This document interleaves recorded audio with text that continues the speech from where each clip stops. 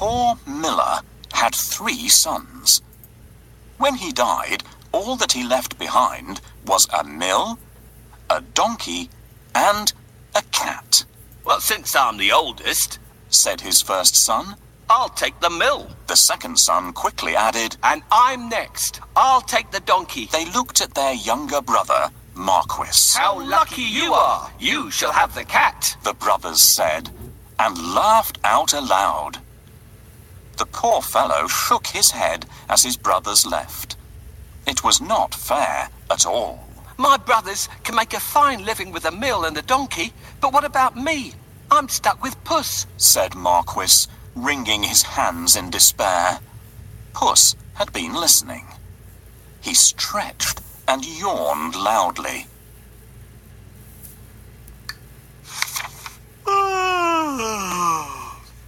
Now, you won't have to worry when I'm around. All I need is a bag and a handsome pair of boots, and I'll be able to take care of us both. Sure you will, thought Marquis. But to be fair, he had seen Puss use many tricks to catch mice and rats. If nothing else, they wouldn't go hungry.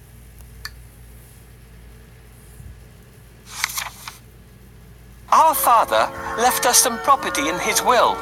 I can't help thinking that it's been divided unfairly. Do you remember what I got? My father has left me this cat. What am I supposed to do with it? You don't have to do anything with me. A talking cat? Did I really hear you speak, or am I dreaming? My dear master, please don't think that I'm useless. Just wait and see what I do, and you'll be happy that I belong to you. How can I be happy when I've only got a cat and nothing else? You will understand soon. But first, can you get me a pair of boots and a sack? Did you forget that I don't have any money? See if you can find a sack here. We'll get the cobbler to make you a pair of boots. Thank you. That's exactly what I need. Now that we have the sack, let's go and get a pair of boots from the cobbler. Found a sack? You're a smart fellow. Come, we'll go and see the cobbler. I'll pay him for the boots later. Yes, this is the cobbler's workshop. I can get my boots here. This is the last pair of boots I have. Let it bring you luck. Thank you. These boots suit me perfectly.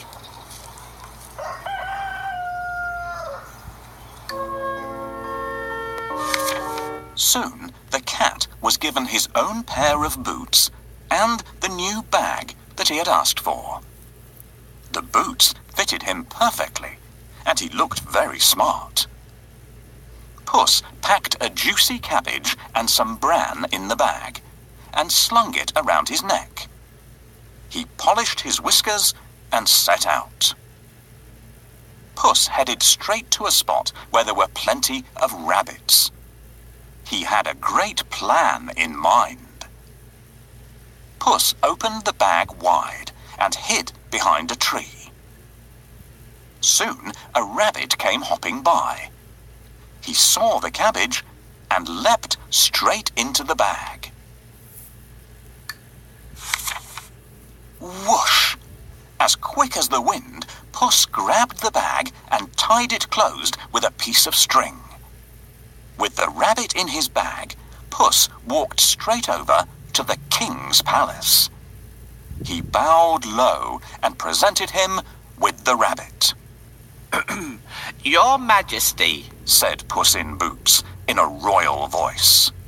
This humble gift comes from my master, Lord Marquis of Carabas. This was a fancy name that Puss had chosen for his master. What a thoughtful gift, said the king, who loved roasted rabbit. The next time, Puss managed to catch a brace of partridges and took them once again to the king. This is wonderful. Tell your master I'm very pleased, said the king, who loved partridge stew even more. This went on for 2 months.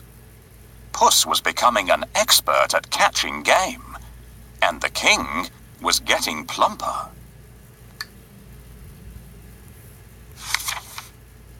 First, I need a bait for the rabbit. What do you think rabbits love to eat? This is exactly what we need. No rabbit can resist the smell of a fresh cabbage. Get ready. When the rabbit comes closer, catch it.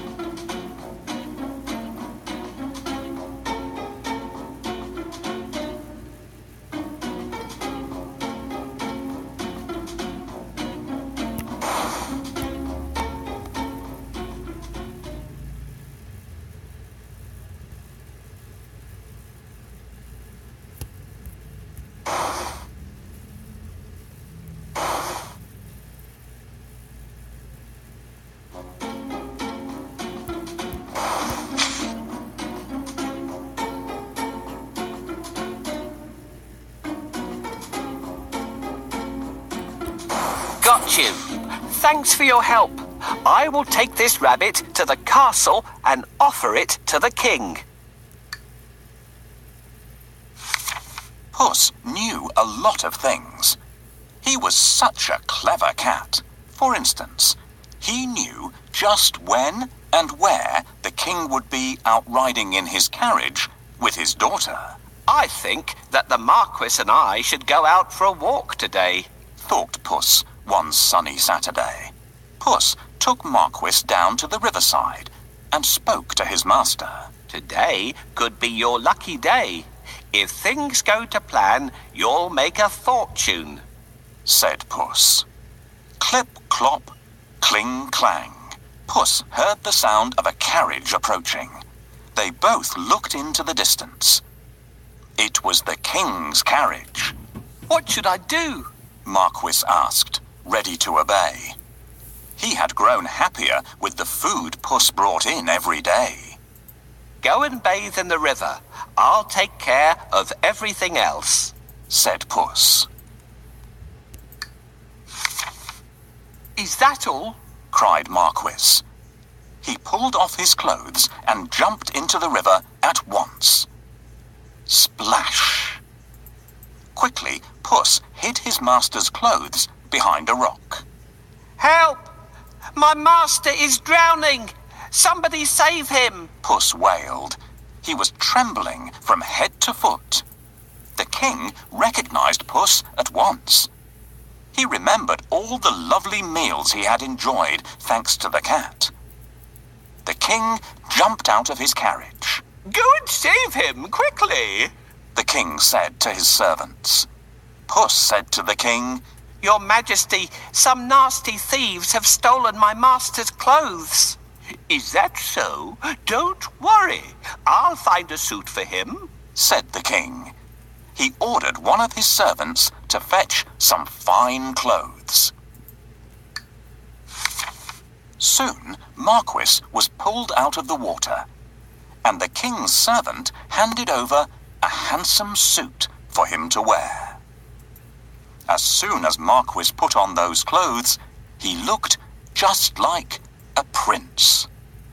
He stood tall and handsome, and smiled shyly at the princess. Surprise, surprise, the princess fell head over heels in love with Marquis.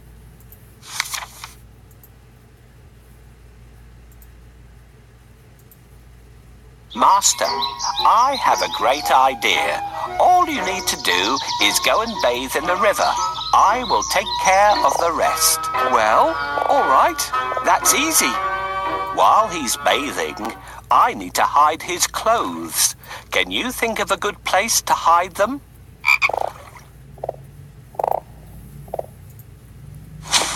Yes, this is a good place to hide them.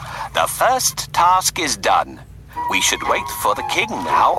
Can you see the coach? Your Majesty, please help.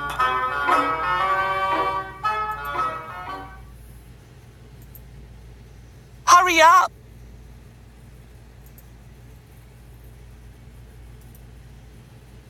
My master is drowning.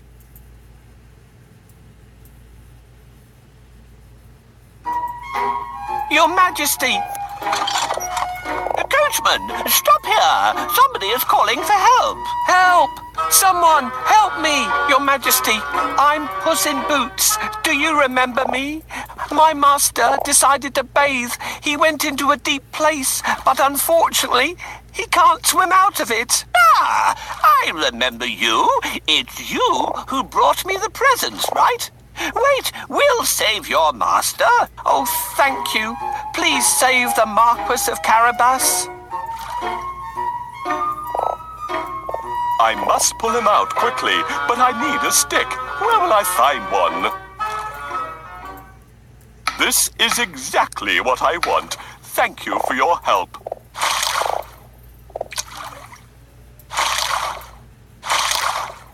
Here you are, dear Marquis of Carabas, safe on land again.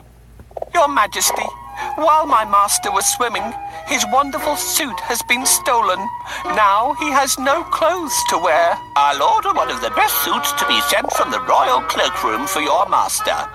Thank you for your help. How can I pay you back? We would be delighted if you could join us on our journey. What do you say? Oh, of course. My master would be pleased to accompany you. Yes, I'd love to take up your offer and get better acquainted with you and your daughter.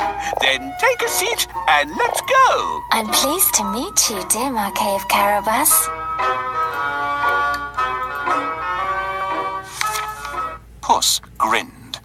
Things were going just as he had planned. But he had more work to do. If you will excuse me, I'll go and make suitable arrangements to receive our king at the castle. Puss said. Marquis was puzzled because he didn't live in a castle. But he kept quiet. Puss ran ahead and met some men mowing the fields. My good fellows, stop your work and listen. The king is coming this way, and you are all in grave trouble. The only way to save yourselves is to say that these fields belong to the Lord Marquis of Carabas. Puss announced. The mowers looked at Puss in surprise. They were scared. This Lord Marquis must be very powerful, they thought. They agreed to do exactly what the cat said, to save themselves. Puss went ahead and saw some men and women reaping grain in a field. My good fellows, you can reap later, but listen to me now. The king is coming this way, and he'll make mincemeat of you unless you say that these fields belong to the Lord Marquis of Carabas, Puss announced. The reapers were very puzzled, but they definitely did not want to become mincemeat. They promised to tell the king that the fields belonged to nobody but Lord Marquis of Carabas. Puss went ahead and warned everybody to tell the king that the land belonged to Lord Marquis. The people thought that it wouldn't be right to mess with Lord Marquis. They decided to do exactly what the cat asked. But Puss had still more work to do. Huff, puff. He ran all the way until he reached a huge castle. Can you guess whose castle it was? Yes, The castle and all the lands belonged to a fierce and powerful ogre. But Puss was not scared of the ogre. He knocked at the castle door. Blim, blam. 2 guards opened the door. I'd like to pay my respects to your mighty master, said Puss. The guards knew that the ogre loved anybody who admired him